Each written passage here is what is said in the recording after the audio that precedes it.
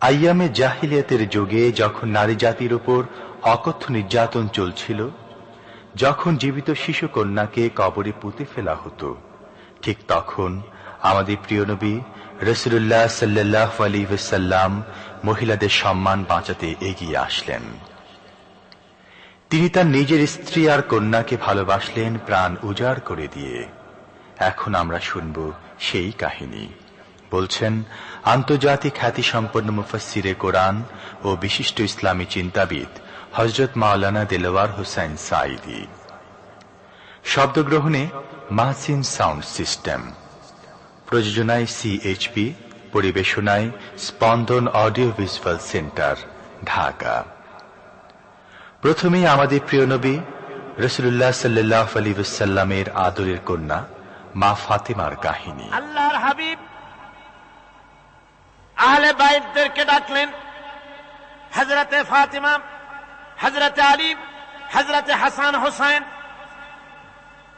রিদওয়ানুল্লাহি তাআলা আলাইহিম আজমাইন, আহলে বাইতদেরকে ডেকে আল্লাহর হাবিব বললেন, ওগো আমার কলিজার টুকরা মেয়ে মা ফাতেমা, ও আলী, ও হাসান হোসেন, এইমাত্র কোরআনে কারীমের আয়াত নাজিল হলো। আল্লাহ রাব্বুল আলামিন আমাকে বলতে বলেছেন, আমি জানি না, আমি নবী জানি না কিয়ামতের দিন আল্লাহ আমার সাথে কি ব্যবহার করবেন, আর আমি এও জানি না যে আল্লাহ রাব্বুল আলামিন তোমাদের সাথে কি ব্যবহার করবেন। সুতরাং ও ফাতেমা, মুহাম্মদ সাল্লাল্লাহু আলাইহি ওয়াসাল্লামের মেয়ে হিসেবে নাজাতের কোনো ফয়সালা তোমার হবে না। ও হাসান হোসেন, মুহাম্মদ সাল্লাল্লাহু আলাইহি ওয়াসাল্লামের নাতি হিসেবে তোমাদের ফয়সালা হবে না। কিয়ামতের দিন তোমাদের ফয়সালা হবে যার যার আমলের উপরে। আমলকে ভালো করে গঠন করো, এই আমল তোমাকে কিয়ামতের দিন তোমাকে বাঁচাবে। আমল তৈরি করো ভালো করে, আমার দোহাই দিয়ে নাজাত পাবে না, আমল তৈরি করতে হবে। কথা বুঝতে পেরেছেন? কথা বুঝে আসছে? আমার বন্ধুগণ, হযরতে ফাতিমা রাদিয়াল্লাহু তাআলা আনহা ইন্তেকালের আগে, মরজে মওত যখন হলো, ইন্তেকালের আগে তিনি হযরত আলীকে, তার স্বামীকে ডেকে বলেন, প্রাণের স্বামী, আমার মওত যখন হয়ে যাবে বেশি লোককে খবর দিবেন না, অল্প লোকদেরকে জানাই আমার জানাজার ব্যবস্থা তাড়াতাড়ি করে মাদফুন করে আমাকে দিবেন। গভীর রাত্রে হযরত ফাতিমা রাদিয়াল্লাহু তাআলা আনহা ইন্তেকাল করলেন। কিছু সংখ্যক সাহাবীদের কাছে খবর দিয়া অল্প সময়ের ভিতরে জানাজার ব্যবস্থা করা হলো। হযরত আবু যর গিফারী রাদিয়াল্লাহু তাআলা আনহু কবরের ভিতরে নেমে গেলেন। কবরের ভিতরে নেমে গিয়া হযরত আবু যর বলেন, যে কবর, তোর ভিতরে আজকে কাকে রাখবো, তুই কি তা জানিস নাকি? কোনো জবাব আসে না। হযরত আবু যর বলেন, কবর রে, তোর ভিতরে আজকে যাকে রাখবো তিনি হতেছেন হযরত ইমাম হাসান হোসেনের মা, বেহেশতের সমস্ত জওয়ানদের সরদার হবেন যারা, সেই দুইজনের মা তোর ভিতরে রাখবো, খবরদার বেয়াদবি করবি না। কোন জবাব না পেয়ে হযরত আবু যর বলেন, ওগো কবরের মাটি, তোর ভিতরে কাকে রাখবো কি জানিস? আসাদুল্লাহিল গালিব, দুনিয়ার সমস্ত কাফেরদের বিরুদ্ধে আল্লাহ রাব্বুল আলামিন যাকে বাঘ বানিয়ে পাঠালেন, সেই হযরতে আলী, তার স্ত্রী রেখে যাব, খবরদার বেয়াদবি করবি না। কোনো জবাব আসে না। হযরত আবু যর বলেন, কবরের মাটি, তোর ভিতরে যাকে রাখবো তিনি হলেন খাতুনে জান্নাত, বেহেশতের সমস্ত মহিলাদের সরদারিনী হবেন যে ফাতেমা, তারে রেখে যাব, তোর ভিতরে খবরদার কোনো বেয়াদবি করবি না। আবার হযরত আবু যর বলেন, কবরের মাটি, তোর ভিতরে কারে রাখবো কি জানিস? তোর ভিতরে আজকে যাকে রেখে যেতেছি তিনি হলেন আখেরি জামানার পয়গম্বর, বিশ্বনবী জনাবে মুহাম্মদ রাসূলুল্লাহ সাল্লাল্লাহু আলাইহি ওয়াসাল্লামের কলিজার টুকরা মা ফাতেমাকে তোর ভিতরে রাখবো, খবরদার কবরের মাটি বেয়াদবি করবি না। কিতাবে এসেছে, হযরত আবু যরকে ভারী শুনতে পেলেন, আওয়াজ এলো, কে যেন বলতেছে, রে আবু যর, আমি ফাতেমা কি চিনি না, হাসান হোসেনের মা কি চিনি না, আলীর স্ত্রী চিনি না, রাসূলের মেয়ে মা ফাতেমা কি চিনি না। আমল যদি ভালো হয় আমার ভিতরে, আমল ভালো নিয়ে যে আসবে শান্তিতে থাকবে, আর আমল যদি খারাপ হয় আমার ভিতরে, তার অবস্থা চূড়ান্ত হয়ে যাবে। আমার ভাইরা, আমার বন্ধুগণ, আমলের উপরে ভিত্তি করে কিয়ামতের দিন নাজাত হবে। আমল যদি খারাপ হয়ে যায় কিয়ামতের দিন কেউ তাকে বাঁচাতে পারবে না। এই জন্য কিয়ামতের ময়দানে হাসরের দিনে আল্লাহর হাবিব জনাবে মুহাম্মদ রাসূলুল্লাহ সাল্লাল্লাহু আলাইহি ওয়াসাল্লাম সিজদায় পড়ে কাঁদতে থাকবেন। আল্লাহ রাব্বুল আলামিন বলেন, হাবিব রে, আপনি কাঁদেন কেন? আজকে তো আপনার কাঁদার দিন না। আমি আপনাকে মাকামে মাহমুদ দান করেছি, আমি আপনাকে কাউসার দান করেছি। আপনার আজকে সম্মানের দিন, মর্যাদার দিন, কাঁদেন কেন?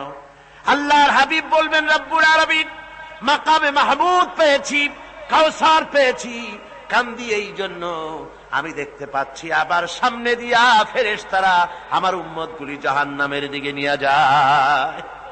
আল্লাহ রাব্বুল আলামিন বলবেন, ওগো আমার হাবিব, আমি আপনাকে ক্ষমতা দিলাম, আপনার জান্নাতি উম্মতগুলি আপনি বেছে নেন।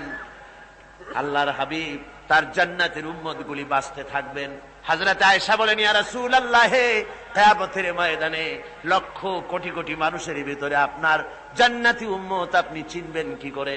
হুজুর বলেন, আয়েশা, কোন একটি ঘোড়ার কপাল যদি থাকে সাদা, এই সাদা কপালওয়ালা ঘোড়াটা যদি অসংখ্য ঘোড়ার ভিতরে যদি হারিয়ে যায়, তাহলে সাদা কপালওয়ালা ঘোড়ার মালিক তার ঘোড়াকে পাবে কিনা বলো? হযরত আয়েশা বলেন, হুজুর, অনায়াসে পাবে। আল্লাহ রাব্বুল আলামিনের হাবিব বলেন, আয়েশা রে, কিয়ামতের ময়দানে আমার যেই উম্মতেরা নামাজি ছিল, দিনদার ছিল, পরেজগার ছিল, দুনিয়ার বুকে ঈমান নিয়ে যারা চলাফেরা করেছে, আমার দিন কায়েমের আল্লাহর দিনের জন্য যারা কাজ করেছে, ওদের চেহারা নূর চমকাতে থাকবে, ঈমানের নূর কিয়ামতের দিন চমকাতে থাকবে।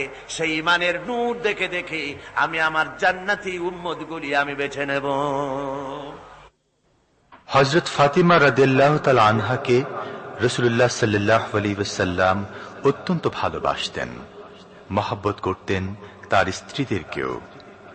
তার স্ত্রীরাও রাসূল করিম সাল্লাল্লাহু আলাইহি ওয়াসাল্লামকে ভালোবাসতেন প্রাণ উজাড় করে দিয়ে। নবীজি বলেছেন, কন্যার পিতাদেরকে গালি দিও না। অনেকে টিটকারি করে, বারবার মেয়ে হয় ছেলে একটাও হয় না, সেই জন্য টিটকারি বটকারি করে। আল্লাহর নবী বলেছেন, মেয়ের পিতাকে গালি দিও না, ঠাট্টা করো না, যেহেতু আমি মুহাম্মদ রাসূলুল্লাহ সাল্লাল্লাহু আলাইহি ওয়াসাল্লাম, আমি মেয়েদের পিতা, আমি নিজে মেয়েদের পিতা। খবরদার, মেয়েদের পিতাকে গালি দিও না। রাসূলুল্লাহ বলেছেন, আকাশের নিচে জমিনের উপরে খাদিজার মতো মহিলা আর নাই। সেই হযরতে খাদিজা রাসূলের 4টি মেয়ে পেটে ধারণ করেছিলেন। সুবহানাল্লাহ। মেয়ের প্রতি রাসূলুল্লাহ যথেষ্ট মহব্বত করতেন, মেয়েকে খুব ভালোবাসতেন হুজুর সাল্লাল্লাহু আলাইহি ওয়াসাল্লাম। হুজুরের কলিজার টুকরা ছিলেন মা ফাতিমা রাদিয়াল্লাহু তাআলা আনহা। হুজুর যখন কোথাও যেতেন, সকলের শেষে দেখা করতেন ফাতেমার সঙ্গে, আর বিদেশ থেকে সফর করে এসে সকলের আগে দেখা করতেন ফাতেমার সঙ্গে। সুবহানাল্লাহ। রাসূলুল্লাহ আরো বলেছেন, তোমরা যখন বাজারে যাবে বা ব্যবসা করতে যাবে বা বিদেশে যাবে, আসার সময় যে সব হাদিয়া নিয়ে আসো। আমরা যখন বাইরে যাই, বাজারে যাই, কিছু হাদিয়া আনি না, জামা, কাপড়, চকলেট ইত্যাদি আমরা আনে থাকি। রাসূলুল্লাহ বলেছেন, হাদিয়াগুলি তোমরা যারা বিদেশে যাও, বাজারে যাও, হাদিয়া আনবে, আর এনে ঘরের মধ্যে ঢুকে তা শুরু করবে মেয়েকে দিয়ে। প্রথমে দেবে মেয়েকে। সুবহানাল্লাহ। মেয়ের মর্যাদা ইসলামে সব চাইতে বেশি। কোন যুগে? যে যুগে মেয়ে হলে পরেই মাটির নিচে ঘেরে রাখতো, আছাড় মেরে মেরে ফেলে দিত। বেআইয়ি যামবিন কুতিলাত, কোন অপরাধে তাদেরকে হত্যা করা হলো, আল্লাহ পাক কোরআনে কারীমের মধ্যে বলেছেন। তাদের অপরাধ আর কিছু না, তারা নারী, এই জন্য তাদেরকে মেরে ফেলা হতো। রাসূলুল্লাহ তাদের ইজ্জত দিলেন। সুবহানাল্লাহ বিহামদিহি। রাসূলুল্লাহ সম্মান দিলেন, ইজ্জত দিলেন তাদেরকে। কন্যা হিসাবে নারীর এই মর্যাদা। ফাতেমাকে রাসূল এত ভালোবাসতেন, ইন্তেকালের সময় হযরত ফাতেমা কাঁদতে কাঁদতে বেহুশ হয়ে যাওয়ার উপক্রম হয়ে গেছে। রাসূলুল্লাহ হযরত ফাতেমাকে ইশারা দিলেন। হযরত ফাতেমা তার কান নিয়ে রাসূলুল্লাহর মুখের কাছে লাগাই দিলেন। আল্লাহর নবী কি যেন বললেন কানে কানে, হযরত ফাতেমার কান্না বন্ধ হয়ে গেল।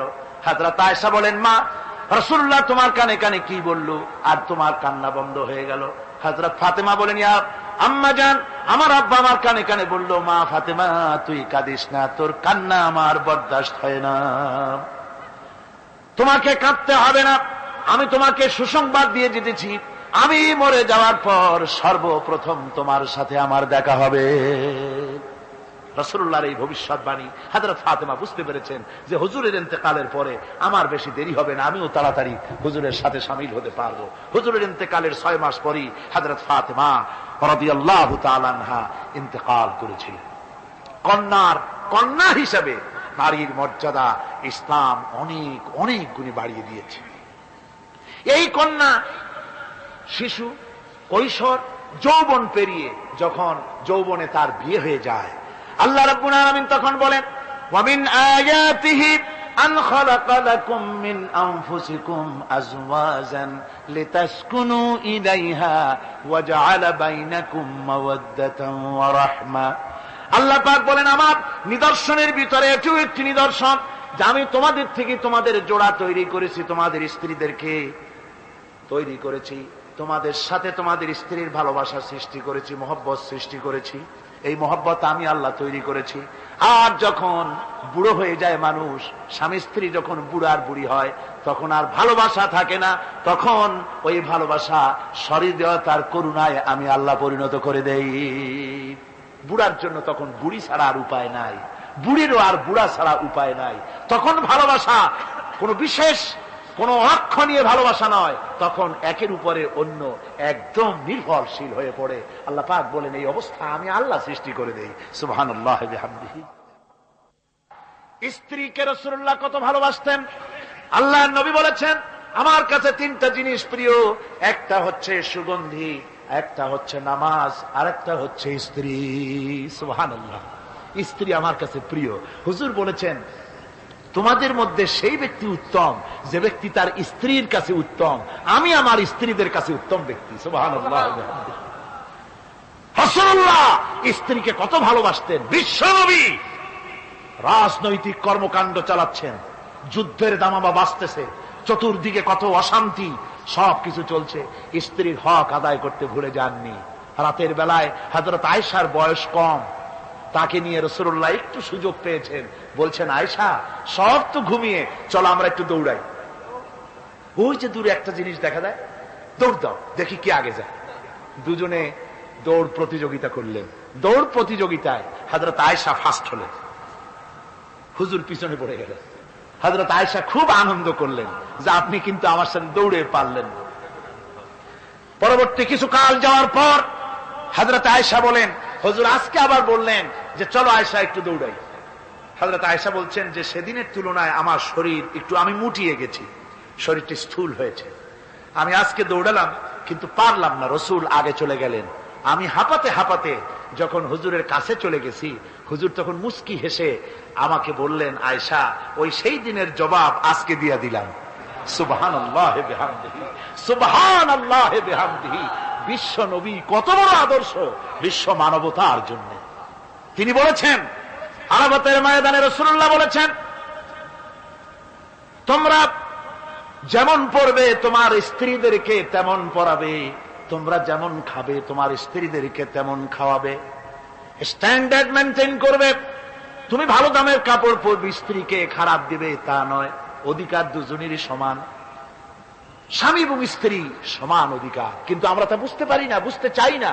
আমরা অনেকে মনে করেছি বিয়ে যখন করছি তখন আমি তো নওয়াবজাদা নসরুল্লাহ খান, আর বউ তো কেনা দাসী। না, সে কৃত দাসী নয়, তার মর্যাদা আছে, তার সম্মান আছে,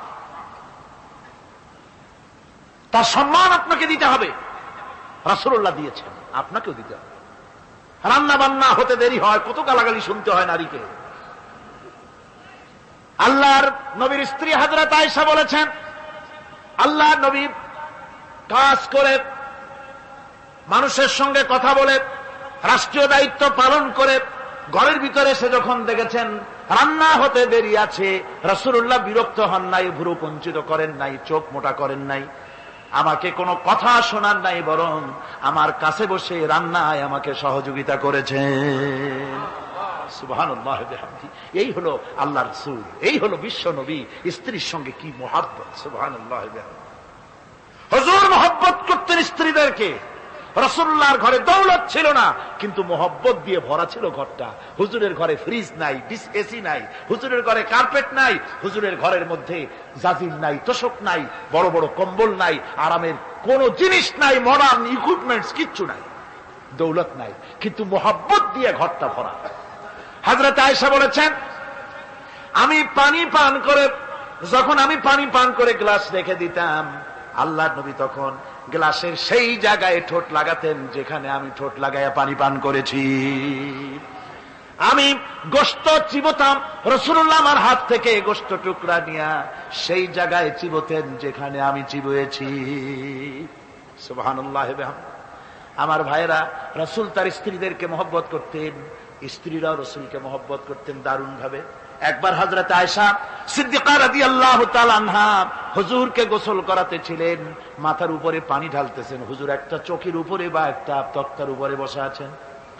গোসলের পানির ভিতরে রাসূলুল্লাহ দেখতে পেলেন রক্তের মতো কি যেন প্রবাহিত হয়ে যাচ্ছে। হুজুর জিজ্ঞেস করেন, আয়েশারে, পানির ভিতরে রক্তের মতো কি দেখা যায়? হযরত আয়েশা বলেন, হুজুর আপনি যখন বসেছিলেন অসতর্ক মুহূর্তে তক্তার নিচে আমার একটা আঙ্গুল পড়েছিল, পায়ের আঙ্গুলটা ফেটে বোধহয় রক্ত বেরোতেছে।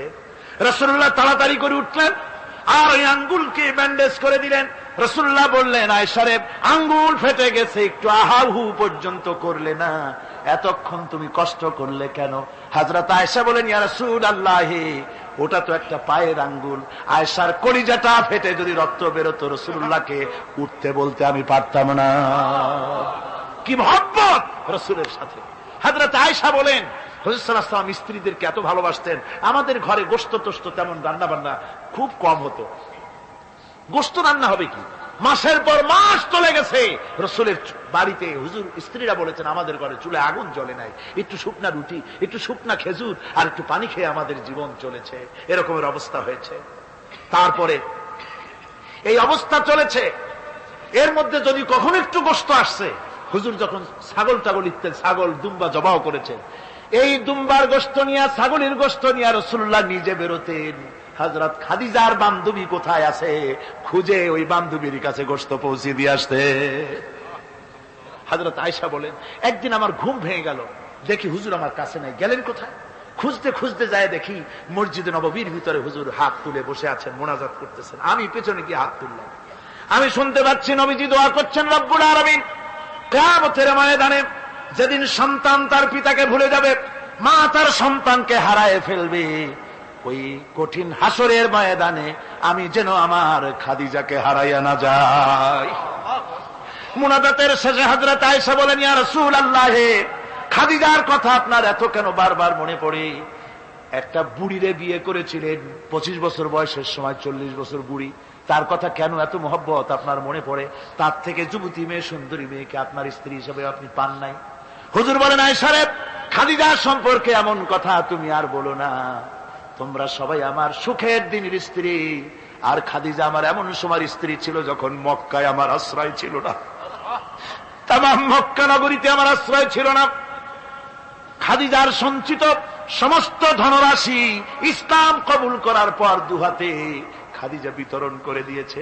হযরত আয়েশা বলেন, হুজুর আমার গোস্তাকি মাফ করে দেন, আমি আর এরকম বলবো না, তবে খাদিজা সম্পর্কে আমার কিছু একটু শুনান। হুজুর বলেন, আয়েশা রে শোনো, গভীর রাত, যত রাত হোক না কেন, ইসলামের দাওয়াত দিয়ে দিয়ে গভীর রাত্রে আমি যখন বাসায় ফিরেছি, ঘরে এসেছি, দরজায় একটা মাত্র ডাক দিয়েছি, খাদিজা, অমনি দরজা খুলে গেছে। আমি জিজ্ঞেস করেছি, খাদিজা রে, যত রাত্রে আসলাম, যতবার আসলাম, একটা ডাকের বেশি লাগলো না, তুমি কি ঘুমাও না? হযরতে খাদিজা বলেছেন, ইয়া রাসূলুল্লাহ, আমার মনের ভিতরে ভয় থাকে, আল্লাহর রাসূল দ্বীনের খেদমতে বাইরে আছেন, আমি যদি আরামে বিছানায় ঘুমায় থাকি আর নবীজি দরজার কাছে দাঁড়ায় আমারে ডাকাডাকি করবেন, উঠতে যদি দেরি হয়ে যায় নবীজির সঙ্গে বেয়াদবি হয়ে যাবে, এই মনে করে আপনি না আসা পর্যন্ত দরজার সাথে পিঠ লাগাই আমি দাঁড়াইয়া দাঁড়াইয়া ঘুমাই। আমার ভাইরা, হযরতে খাদিজার ইজ্জত স্বয়ং আল্লাহ দিয়েছেন। কে দিয়েছেন? হাদিস শরীফে এসেছে, রাসূলুল্লাহ জাবালে নূরে বসা, গারে হেরার ভিতরে বসা, হযরতে জিবরাইল রাসূলুল্লাহর সঙ্গে কথা বলতেছেন। একটু পরে হযরতে জিবরাইল বলেন, ইয়া রাসূলুল্লাহ, আমি আর এখানে বসবো না, আমি এখন চলছি। আমি দেখতে পাচ্ছি খাদিজা আসতেছে আপনার জন্য খাবার নিয়ে। খাদিজা যখন আপনার কাছে পৌঁছে যাবে, আপনি খাদিজাকে শুনাই দিবেন আল্লাহ রাব্বুল আলামিন খাদিজাকে সালাম জানাইছে। সুবহানাল্লাহ। রাসূলুল্লাহর কাছে হযরতে খাদিজা যখন আসলেন, হুজুর বললেন, খাদিজা, আজকে তোমার জন্য দারুণ সুখবর। বলে কি? বলে আল্লাহ পাক, জিবরাইল কেবল উঠে গেল আমার কাছ থেকে, জিবরাইল বলে গেল আল্লাহ তোমাকে সালাম বলেছে। হযরত খাদিজা কেঁদে ফেললেন, বললেন, ইয়া রাসূলুল্লাহ, আমার নারী জন্ম সার্থক, আল্লাহ আমাকে সালাম বলেছে, এর জবাব কেমনে দিতে হয় হুজুর আমি তো জানি না, আপনি আমার পক্ষ থেকে আল্লাহর সালাম কিভাবে দেওয়া লাগে আপনি দিয়ে দিন, আমি তো বুঝি না কেমনে আল্লাহর সালামের জবাব দেব। হুজুর বললেন, খাদিজা, শুধু আল্লাহ নয়, জিবরাইলও তোমাকে সালাম বলে গেছে। হযরতে খাদিজা বললেন, হযরত জিবরাইলকে আমার সালামের জবাবটা ওয়ালাইকুম আসসালাম বলেন। হযরত খাদিজার এই মর্যাদা ছিল। আমার ভাইরা, রাসূল পাক সাল্লাল্লাহু আলাইহি ওয়াসাল্লাম এভাবে মহব্বত করেছেন স্ত্রীদেরকে। সুতরাং স্বামী স্ত্রীর মহব্বত আল্লাহর জান্নাতি নিয়ামত। কি নিয়ামত? যে ঘরের মধ্যে স্বামী স্ত্রীর মধ্যে মিল মহব্বত আছে এটা বেহেশতের মতো, আর যেখানে মিল মহব্বত নাই এটা জাহান্নামের মতো। ঠিক কি? সুতরাং মহব্বত করুন, বেশি বেশি স্যাক্রিফাইস করুন, বেশি বেশি স্যাক্রিফাইস করুন। নারীদের ব্যাপারে বলা হয়েছে, পুরুষকে বলা হয়েছে অধিকার আদায় করো, সব ব্যাপারে সমান অধিকার, কিন্তু নারীকে একটা ব্যাপারে বলা হয়েছে, নারী শোনো, পুরুষের মর্যাদা তোমার চাইতে আল্লাহ রাব্বুল আলামিন বেশি দিয়েছেন। আর রিজালু কাওয়ামুনা আলান নিসা, নারীদের উপরে পুরুষের প্রাধান্য আল্লাহ পাক দান করেছেন। একদিন সাহাবীরা বলেছে, একজন সাহাবী বলেছিলেন, ইয়া রাসূলুল্লাহ, জংলি উট দেখলাম আপনার পায়ের উপরে সেজদায় পড়ে গেল, আপনি যদি আমাদেরকে অনুমতি দিতেন না আপনাকে আমরা সেজদা করতাম। আল্লাহ নবী বললেন, মানুষ মানুষকে সেজদা করা এ পারমিশন যদি আমি দিতাম তাহলে দুনিয়ার সমস্ত স্ত্রীদেরকে বলতাম তারা যেন তাদের স্বামীকে সেজদা দেয়। স্বামীর মর্যাদা এখানে বেশি। সুতরাং অধিকার সমান, কোনো সন্দেহ নাই, কিন্তু স্বামীর একটা আলাদা মর্যাদা আছে, সেই সম্মানও তাকে দিতে হবে। এরপরে এই সমান অধিকারের ভিত্তিতে স্বামী স্ত্রী চলতে থাকে, মাঝখানে আল্লাহ পাক তাদেরকে সন্তান দান করেন। আল্লাহ তাদেরকে, নারীকে লেখাপড়ার অধিকার দিয়েছেন, ইসলাম তাকে লেখাপড়ার অধিকার দিয়েছে, শিক্ষার অধিকার দিয়েছে। হযরত আয়েশা সিদ্দিকা রাদিয়াল্লাহু তাআলা আনহা শিক্ষয়িত্রী ছিলেন, হাফেজা ছিলেন, হাদিসের হাফেজা ছিলেন, কোরআনের হাফেজা ছিলেন, হাজার হাজার সাহাবায়ে কেরামদের তিনি ওস্তাদ ছিলেন। সুবহানাল্লাহ পড়েন। নারীদের ব্যাপারে অধিকাংশ মাসালা হযরত আয়েশা সিদ্দিকা রাদিয়াল্লাহু তাআলা আনহার অবদান। সুবহানাল্লাহ। নারী যুদ্ধ করেছে, যুদ্ধের ময়দানে নারীর অধিকার আছে। নারী চাকরি করতে পারবে, নারী ব্যবসা করতে পারবে, নারী লেখাপড়া করতে পারবে, নারী সেনাবাহিনীতে যেতে পারবে, নারী সব করতে পারবে, কিন্তু পর্দার মাধ্যমে। জনৈক সাহাবী ইসলাম গ্রহণ করার পরও রাসূলুল্লাহ সাল্লাল্লাহু আলাইহি ওয়াসাল্লামের কাছে অনুশোচনা করছিলেন তার কন্যা সন্তান নিজ হাতে হত্যা করার জন্য। আমাদের প্রিয় নবী এ কথা শুনে কেঁদে ফেললেন। একটা লোক গিয়ে কাঁদতেছিল মুসলমান হওয়ার পরও। হুজুর কয়, কান্দো কেন? কই যে এই যে আমার গুনাহ কি মাফ হয়েছে? হুজুর বলেন, হ্যাঁ মাফ হয়ে গেছে, কলেমা পড়ছো মাফ হয়ে গেছে। কয় যে হুজুর আমি তো মারাত্মক গুনাহ করছি। বলে কি?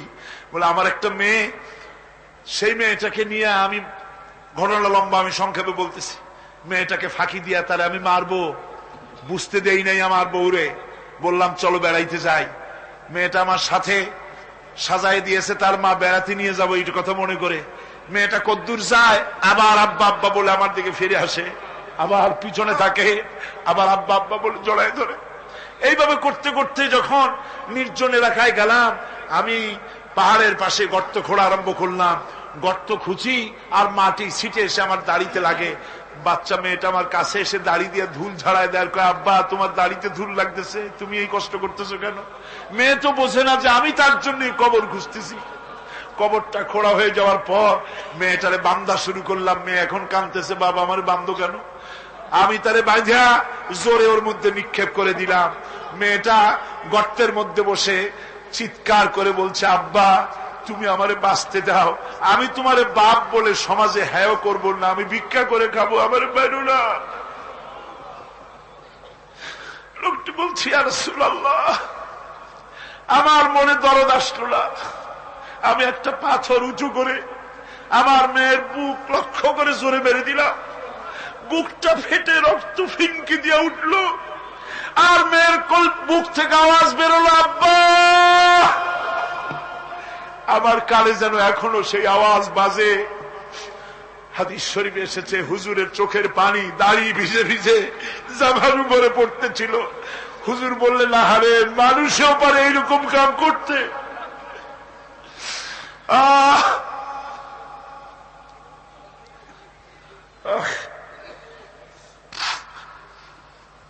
পৃথিবীতে নারীর যখন কোন সম্মান ছিল না, মর্যাদা ছিল না, সেই সময় আমার রাসূল, আমার বিশ্বনবী নারীদেরকে সম্মানের হাত ধরে গর্তের ভিতর থেকে উঠাইয়া রানীর সিংহাসনে বসায় দিলেন। সুবহানাল্লাহ, মায়ের মর্যাদা দিয়ে দিলেন।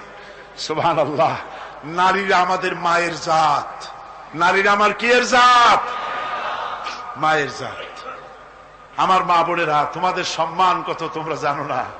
আমরা পুরুষ, আমাদের পায়ের তলে জুতা, আর তোমরা আমাদের মায়ের জাত, তোমরা নারী, তোমাদের পায়ের তলে আল্লাহর জান্নাত, আল্লাহর বেহেশতটা তোমাদের পায়ের তলে। এই সম্মান আল্লাহ তোমাদের দিয়েছে, নবী দিয়েছেন। সুবহানাল্লাহ কর। ভাইরা আমার, অধিকার ইসলাম দিয়েছে। বিবাহ যখন হয়, এই বিবাহের সময় এজেন্ট আনতে হয়। আর বিবাহ হচ্ছে বিবাহ বৈঠক। এজেন্ট আনার জন্য ওই যে কি জানি কয়, ম্যারেজ রেজিস্ট্রার বা মৌলবি সাহেব, কার অনুমতি আগে নেয়? বলেন কার অনুমতি? তাহলে অধিকার ইসলাম পুরুষে দিল না মেয়ে লোকের দিল? আগে মেয়ে লোকের কাছে যাও, মেয়েটাকে জিজ্ঞেস করো সেই বিবাহে রাজি আছে কিনা। সুবহানাল্লাহ পড়ে, এই বিবাহে রাজি আছে কিনা জিজ্ঞেস করো, তার অধিকারই বেশি। এরপরে এই বিবাহে করার ব্যাপারে কত বৈষম্য। আজ বিবাহ করতে গেলে যৌতুকের প্রথা এসেছে। রাসূলুল্লাহ যৌতুক দিয়েছিলেন, ওটা যৌতুক না, ওটা উপহার, ওটা হাদিয়া। রাসূলুল্লাহ তোহফা দিয়েছিলেন হুজুরের জামাই। সুবহানাল্লাহ, কি জামাই! এক জামাই তো জিন্নুর আইন, যাকে ফেরেশতারা পর্যন্ত লজ্জা করত যারে দেখে, হযরত উসমান রাদিয়াল্লাহু তাআলা আনহু। আরেকজন হযরত আলী কাররামাল্লাহু ওয়াজহাহু। হযরত আলী, যার সম্পর্কে রাসূল পাক সাল্লাল্লাহু আলাইহি ওয়াসাল্লাম যাকে কত সম্মান দিয়েছেন, কত মর্যাদা দিয়েছেন, এই হলো হযরত আলী হুজুরের জামাই। আনা মদিনাতুল ইলম ওয়া আলিয়ুম বাবুহা, আমি হলাম জ্ঞানের রাজ্য, আর আলী হলো সেই রাজ্যে প্রবেশের দরজা। সুবহানাল্লাহ। ভাইরা, এই হলো জামাই। আর মেয়ে খাতুনে জান্নাত, বিনতে রাসূল, বেহেশতের সমস্ত রমণীদের সরদারিনী মা ফাতিমাতুজ জাহরা রাদিয়াল্লাহু তাআলা আনহা। কি উপহার দিলেন বিয়েতে রাসূল! এই মেয়ে আর এই জামাই। উপহার হলো খেজুরের ছোবড়ার একটা তোশক, পানি উঠাবার জন্য একটা মশক, আর আটা পেশা একটা জাতা। এই হলো নবীর মেয়ে আর জামাইয়ের জন্য উপহার। রাসূলুল্লাহ সাল্লাল্লাহু আলাইহি ওয়াসাল্লামের স্ত্রী মা উম্মে হাবিবা আমাদের প্রিয় নবীর সম্মানের প্রতি ছিলেন খুবই যত্নশীল। তার পিতা তখন ইসলাম গ্রহণ করেননি। এমন অবস্থায় পিতা ঘরে প্রবেশ করলে রাসূলুল্লাহ সাল্লাল্লাহু আলাইহি ওয়াসাল্লামের স্ত্রী তার পিতার সাথে যে আচরণ করেছিলেন, এখন আমরা শুনব সে কাহিনী। আবার স্ত্রীরা রাসূলের প্রতি কি ভালোবাসা দেখেছেন। হযরত উম্মে হাবিবা রাদিয়াল্লাহু তাআলা আনহা, আমাদের মা আবু সুফিয়ান রাদিয়াল্লাহু তাআলা আনহু, তার মেয়ে। তার কাছে আবু সুফিয়ান তখনও কাফের, সেই কুফরি হালতে মেয়ের ঘরে গিয়েছেন। যাওয়ার পরে হযরত উম্মে হাবিবা বাপ যখন বসতে গিয়েছেন, তখন উম্মে হাবিবা বলছেন যে আব্বা একটু দাঁড়ান। এই অবস্থায় দাঁড়াতে বলে বিছানাটা উল্টায়া দিয়া তারপরে বললেন যে বসেন। বাপ মনে খুব দুঃখ পেলেন। আবু সুফিয়ান বললেন, মা উম্মে হাবিবা, আমি তোমার পিতা, ভালো একটা বিছানা থাকলে তাই বিছায় দেওয়া উচিত ছিল, আর তুমি বিছানাটা উঠাইয়া তারপরে আমার খালি জায়গায় বসতে বললা, আমি তোমার ব্যবহারে আহত হলাম। হযরত উম্মে হাবিবা বলেন, আব্বা জান, নিশ্চয়ই আপনি আমার আব্বা, শ্রদ্ধেয় পিতা, কোনো সন্দেহ এতে নাই, কিন্তু আপনি একজন কাফের। আল্লাহর রাসূল যে বিছানায় বসেন, সেই বিছানা আমি একটা কাফেরকে বসতে দিতে পারি না। সুবহানাল্লাহ।